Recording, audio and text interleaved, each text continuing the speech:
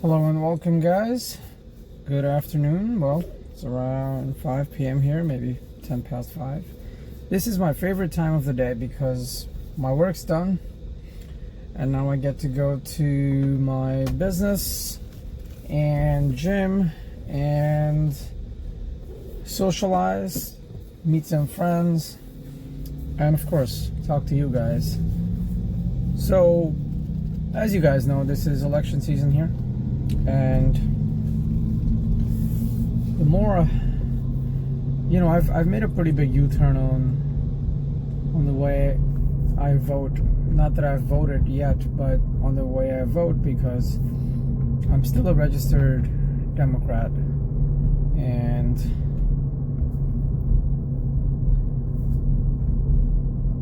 well, my way of thinking has shifted quite a bit in the last 4 years.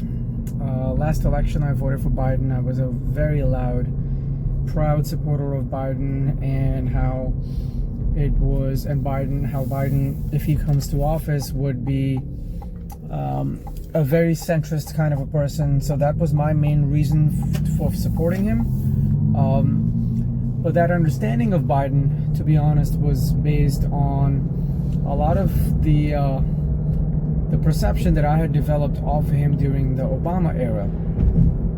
I thought of him as a very centrist kind of a guy who is going to govern from the middle, appealing to both sides, making common sense policies. But the way everything has shifted in the country under him, and when I say everything, I mean so many different facets of our society have evolved into things that I just don't agree with. And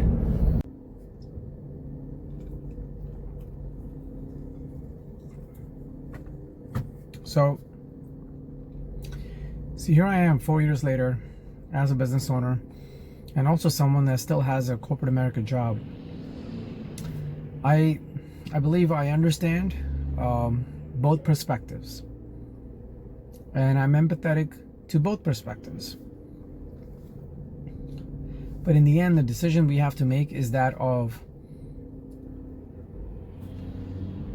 promise for a good future for the country. This has nothing to do with individual hearts. And if we're going to emotionally hurt people, it has nothing to do with that, guys. It is about creating a society which has equal opportunities for everybody.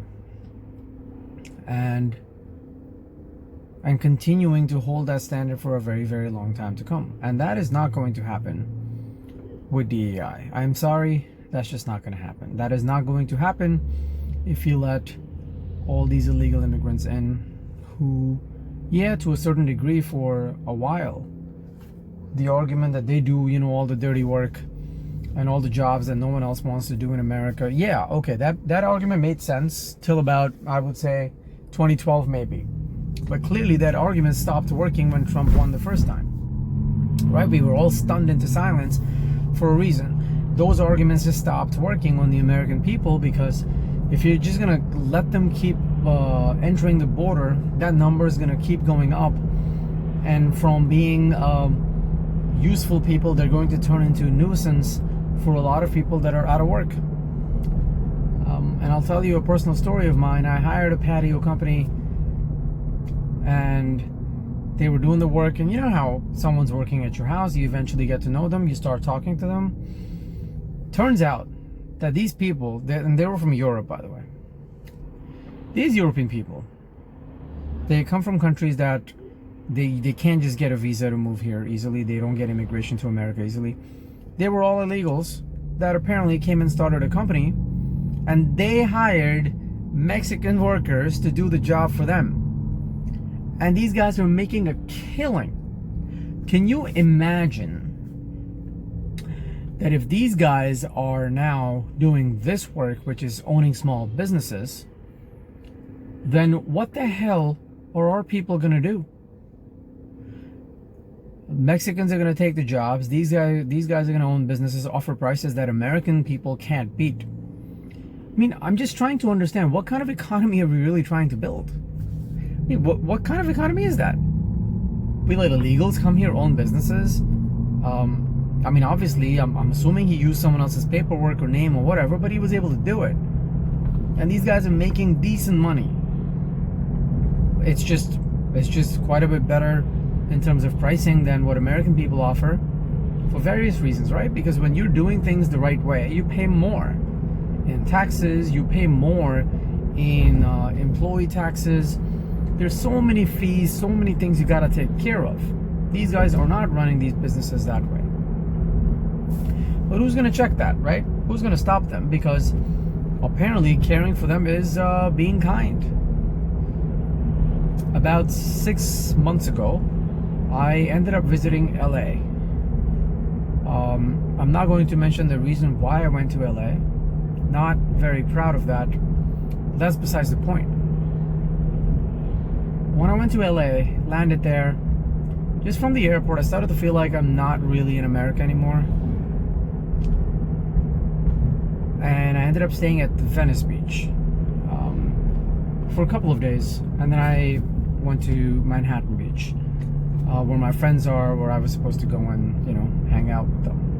So anyway, stayed at Venice Beach. I tell you guys, the number of homeless people that I saw just sleeping on the boardwalk like it is their bedroom. So they would wake up in the morning, they would fold their quilt, they would put away their clothes. They smell like crap, obviously, as if they were waking up and going to bed in their homes. I also saw a completely, totally naked lady sleeping in the middle of the street, playing with herself. I know. I don't know what's going on with California, but the most annoying thing wasn't this. The most annoying thing was that people that live there, right, and these are the most liberal people in the country that judge everybody else. They vote for liberal policies. They think they care about climate. They care about all this stuff. They're ready to tell other people that we are not the kind ones, they are. We're not the moral ones, they are. These people would simply sidestep or walk around these people sleeping on the street that can't even afford clothes. I did not really notice much kindness in these people. So everywhere I went in California or in LA, I was taking Ubers, right? And I spoke to Uber drivers, and I tell you, all these drivers were so angry. I don't know when the next election in California is, but it would be interesting to see if Gavin Newsom stays or not. But anyway, coming back to the politics part, right, guys? It's once you start to see and understand what is actually happening, and both parties are to be blamed in their own ways, but once you start to see what the establishment is all about, and establishment is not one person calling the shots. I think that's just wrong. Establishment is a process that has been created over time, that has been manipulated or updated over time, as long as the majority voted for it, to suit the people that were in power. And if it suits the people that were in power, it would naturally attract and suit people that are going to come into power later, especially the people who consider politics as their career. And I think the problem's twofold, right? One is that the establishment has now gotten created, and today you're not part of it. Tomorrow you could be, if you find a job in the government and you fall in love with the convenience that comes with it and opportunities to make money possibly. You are going to become the person that protects that establishment to the best of their ability. I have gotten into arguments with so many people that work in DC. They actually believe that every single thing that the establishment does is for the better of me, as in like me, as in like you, everybody. They're convinced. Doesn't matter what privacy laws they break, or how they don't tell us what they're actually able to see and hear in our lives. They truly believe that what they're doing is moral, what they're doing is patriotic, what they're doing is just and appropriate. And that is where my problem begins with this whole thing, because that whole quote with the with the first link, the chain is forged. Every speech sanctioned, every thought forbidden, every freedom denied, changes all irrevocably. And what that means is that once you start to break rules in the name of patriotism, you will not know where to stop. Once I get to the same place you are, and if you have set the wrong precedent, I will also follow your lead, and I will also take that department, that company, that government entity into an area where it should have never gone in the first place. And that basically is, to me, the establishment, right? And what that clearly tells me is the leaders of these departments that we've had over the last 30-40 years have not been strong enough in terms of their character, in terms of their understanding of how this country was created, in terms of why it is important to always think of long-term consequences and not just the short-term needs when you decide to change or adopt new laws to serve very, very temporary, instant needs of any given moment.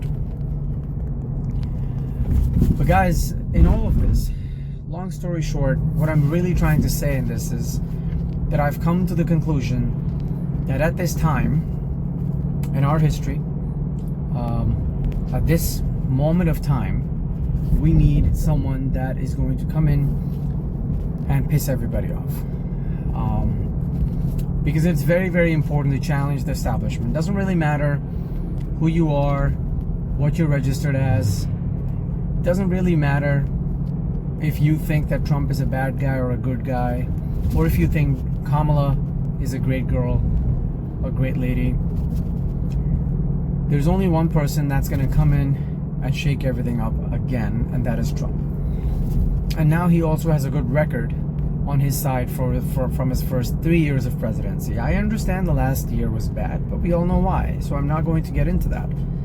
But the first 3 years are fantastic. I hated the guy at that time, but every single time I looked at the stock market, every single time I looked at, or I realized how many calls I was getting from recruiters and how many opportunities were there for decent percentage of interest on loans, I told myself, oh my God, I can't believe this guy, he's gonna win again, because things are just going in his favor. The fact is, when you put your favoritism aside, dislike aside, and you just sit down and you logically think and analyze, you realize if someone is a good player of a certain game that you're playing. For example, you could hate Tom Brady, but you all had to understand in the end that he was a great quarterback. Just like that, you could hate Trump, but he was good. He did good. You don't like his mouth. I get it. I didn't like it either. But his actions were good. He, in his first 3 years, if his presidency had to end after 3 years, right? He would have left this country in one of the best positions, except for, I understand the debt thing. I get that. I think it's okay to blame him for that. I think he could have done better. But other than that, everything else he was very, very good at, and that has to be said. So now, when I look at this situation, Kamala versus Trump, and I look at their VP picks, although VP picks have nothing to do with anything, so let's just sidestep that. I don't want to get into that. But I think this is a pretty obvious choice that Trump has to be the president. There really is no other option. He's the only guy that's going to come and disrupt this shit. I just can't watch the establishment continue to operate the way it does anymore. I want to see this change in my lifetime, and I honestly don't see anyone else anytime soon. Unless Trump wins, that's going to pave the path for a lot of anti-establishment people to come in and run and think that that's a successful platform to win. But if he doesn't win, then I think we're in very, very big trouble. We're going to turn into Europe, that is basically in the veil of, oh, we are moral and kind, have basically destroyed their entire continent. Globalization is a great thing when it's done in a controlled manner, not the way Europe has executed that, not the way Democrats are thinking they should execute it. And I can promise you, as silly as it may sound to some people, it does have something to do with the chance that this will result in long-term gains of votes for Democrats, because they rely on your stupidity and my stupidity to fall for emotional stuff like, oh, they must have done this because you're brown, because you're Muslim, because you're a woman. No. Stop that. Cut that bullshit. Stop feeding into their propaganda. It is not going to help you. I can promise you that. And if you in any way in the last 3 years or 4 years actually feel better with these policies, okay, go ahead, vote for Kamala. But something tells me that is not what's happened. You are still exactly the same amount of pissed that you were 3 years ago, because nothing's been done. Things are worse. Inflation's terrible. Eggs, milk, gas, everything absolutely terrible. People are not able to buy new things in their lives at all. And you know what happens when consumer spending goes down, right? You know that. Eventually your GDP starts to shrink because the spending's low. And then they're going to have to do something to bring that up. What are they going to do this time? During COVID, they gave everybody that stimulus money, and that kept the spending going, so that saved us. What are they going to do? Are they going to give us more money? If they're going to give us more money, who's going to pay for that? So we're going to get money back that we paid in taxes? What kind of stupid idea is that? They need to work on increasing the prices of energy, because that affects everything, right? 15% of all the economy is 15%, but everything else is also affected by energy, because transportation and things like that, right? And all products need to be moved using some kind of energy. If energy prices go lower, inflation gets lower. Which is why, by the way, Kamala Harris is now lying about how she wants fracking to start, even though she clearly does not believe in fracking. In her past, she said that she's going to ban fracking. So I don't know, guys. I mean, if you still are on the whole bandwagon of Kamala Harris and Tim Walz thinking, oh my gosh, she's a woman of color, all I can tell you is you're just not very smart. I'm sorry. I don't want to call you dumb either, because I'm sure you're not dumb. You probably went to college thinking you're doing something smart in life, and now you're smarter than an average person. You're not. You're qualified, smart, you're not. If you really, after last 8 years, if you're not able to see what the media has done, and then also see where the country is in terms of its economy, I don't know what to tell you. I really don't know what to tell you. I mean, we're normalizing things that should not be normalized. We are focused on things that are not important. We're wasting money on wars that we should not be fighting when we have homeless people on our streets filling up our cities. We're giving away free money to illegal immigrants when our own veterans can't afford basic health care. What the hell is going on? Right? We need to wake the hell up and fix all this. Because now we have a country. For now we have a country. But if we continue to weaken this, I'm telling you, I as a kid, I grew up in a third world country. It does not take too long to mess everything up, where you're just playing catch up. And you have loans, international loans, that you have to pay back, that you can't even afford to make interest payments, and then all development stops. And what happens at that point is all the talent in the country starts to leave the country. They start going somewhere else, somewhere where they can make better money, where there's less corruption, where their dollar goes much further than it does here. So guys, wake up. Don't be stupid, emotional about, oh, I don't like how he talks. What the hell's wrong with you? Look at his actions. Have you ever heard the line, actions speak louder than words? If only words could solve all crises. Find someone that can fix the crisis we are in. Don't worry about their words. Turn off the TV, elect the right person, and just sit and watch and go and work hard on your life and use all the opportunities and good times this person can bring to the entire country, rather than focusing on their silly words because they're not a polished politician. Understand that. People practice, right, to sound like politicians. These people don't really always come from money. They want money. They know the part they have to play. They want to sound professional. They want to sound sophisticated. Just because they sound sophisticated does not mean that they're thinking sophisticated. Does not mean that they make great decisions. Does not mean that they actually care about you, me, or the country or anybody else.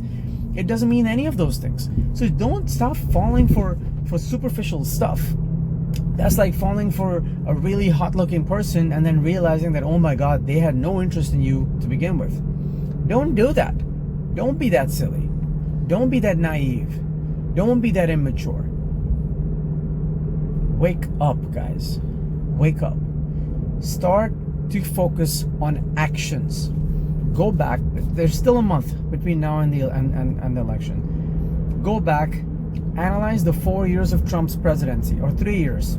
Forget COVID. He messed up in COVID too. I get that, but that's a once in a lifetime thing. We don't have to worry about that right now. Look at the first 3 years. Look at the policies, regardless of if they sound bad to you when you hear the policy. Then look at the impact of that policy. And then make up your minds. Don't fall for the stupid marketing you're seeing that, ooh, let's have a joyful campaign. What are we, kids? Come on, guys. Come on. Wake up. Focus. Take the gender, color, all that stuff out of this.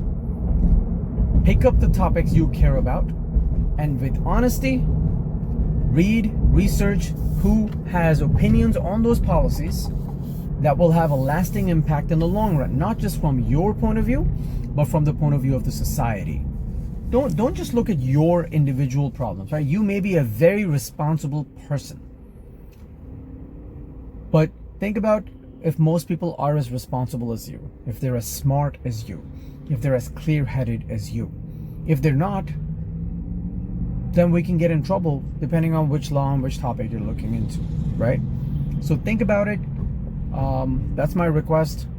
Spend some time, research the results, research the numbers, research inflation, employment rate, and all of that stuff when Trump was in office for the first 3 years. And then look at the times now. And you will come to your own conclusion. Whatever's happening right now is going to continue under Kamala Harris. Alright guys, great talking to you. You take care. I'm gonna go hit the gym now. I'm kind of stuck in traffic here, right here. But I'm sure that this is going to start moving soon. I am about 2 blocks away. Very good talking to you. Take care, guys. I will talk to you guys soon.